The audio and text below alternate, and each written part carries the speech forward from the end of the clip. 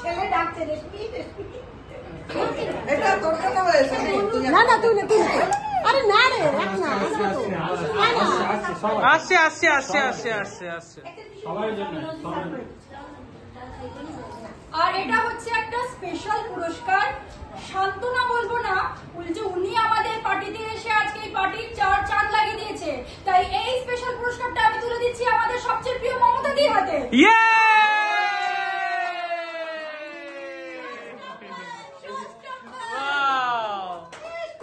আমি একদম অভিভূত।